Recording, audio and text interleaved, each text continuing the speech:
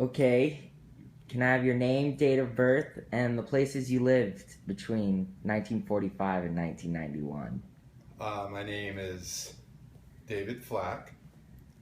My date of birth was, and still is, June 26th, 1955.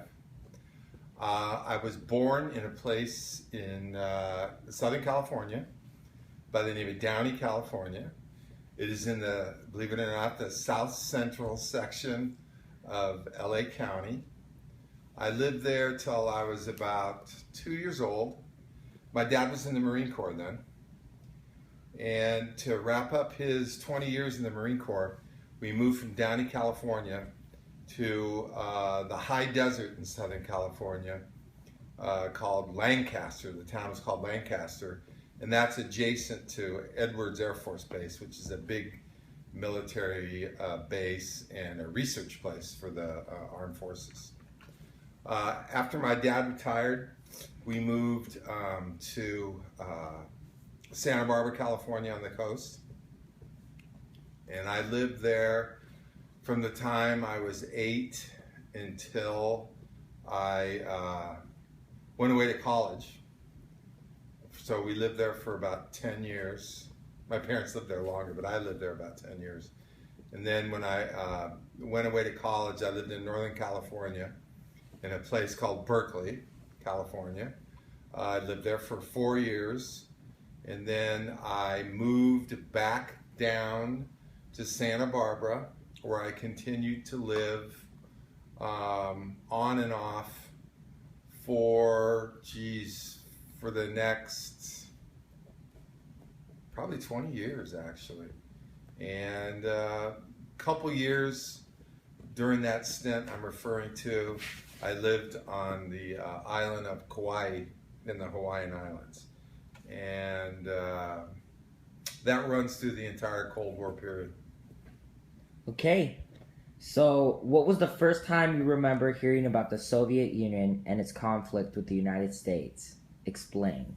I think the first time I ever heard about the Soviet Union that I'm cognizant of was as a young kid, maybe 5 or 6 years old, with my dad being in the Marine Corps. The Soviet Union was a topic of conversation. I don't think I ever heard the word Russian or communist without an expletive in front of them. That was my dad, not my mom.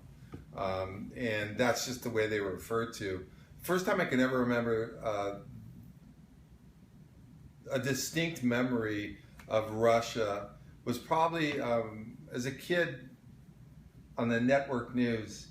They would always show the May Day parade that they'd had in the former Soviet Union, and it was just this awesome array of Russian military might that was definitely meant on their purposes to intimidate us.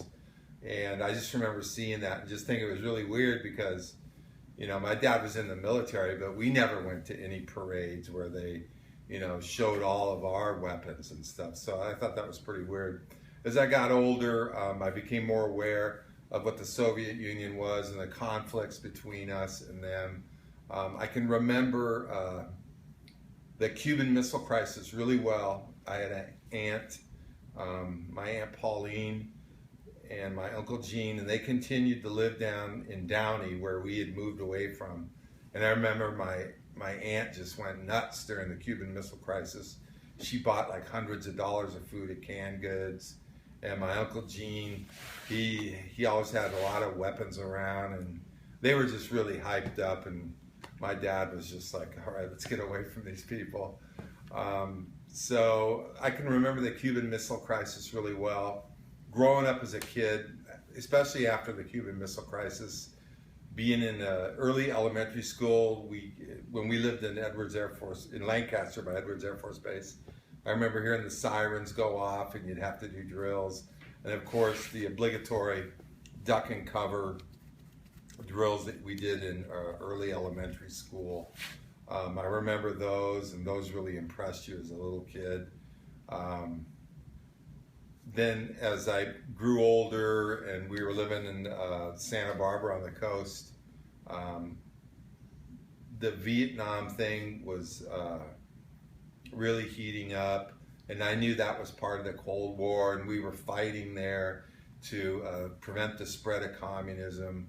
And I don't know, I think I was pretty lucky as a kid growing up because different era, definitely.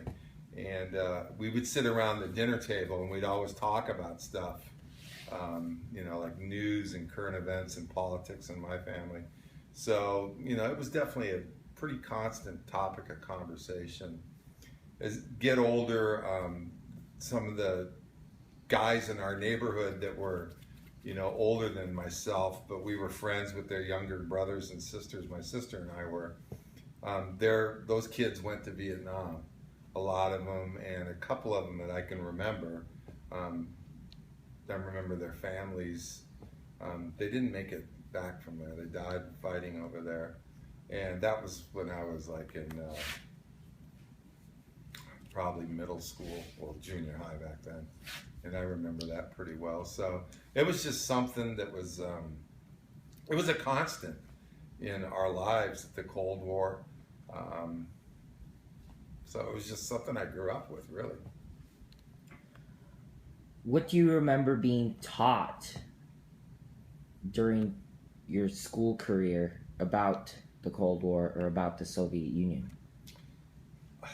Early on, I can remember our elementary school teachers really telling us how fortunate we were to live in this country where we had freedoms, freedom of expression, freedom of religion.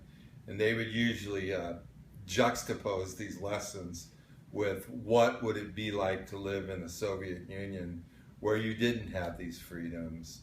What would it be like to live in Cuba if you couldn't speak out your concerns about the government? And so it was they kind of painted it in, to us, they painted it in black and white shades, basically, that, we're Americans, we're extremely lucky, which I still believe, but, to live in these other places would have been horrible. And we were also taught that it's like the natural desire and condition of a human being on the planet to want to live in freedom and enjoy all the benefits of it. Okay. What books did you read or movies did you watch that villainized the Soviet Union or dealt with the Cold War? Oh, geez. Most of that, I would watch movies as a kid, and we would go to, they used to have these Saturday matinees where we would go and they would show like 2 or 3 movies and just get the kids out of the house. It's probably thought up by parents. So we'd go to those, and I remember seeing some pretty low-end movies where, they painted us against the communists, and the communists in like pure propaganda style were these like beasts that were just intent on wiping out any individuality or any freedom and so forth. As I got older, and I would go to James Bond movies with my dad, and he would always make a point of taking me to see those movies when they came out. He had his reasons, I'm sure, to go, and I just loved going to them because I was hanging out with my dad and stuff, so that was cool. But as I look back on those James Bond movies, it's basically all about the Cold War, with James Bond representing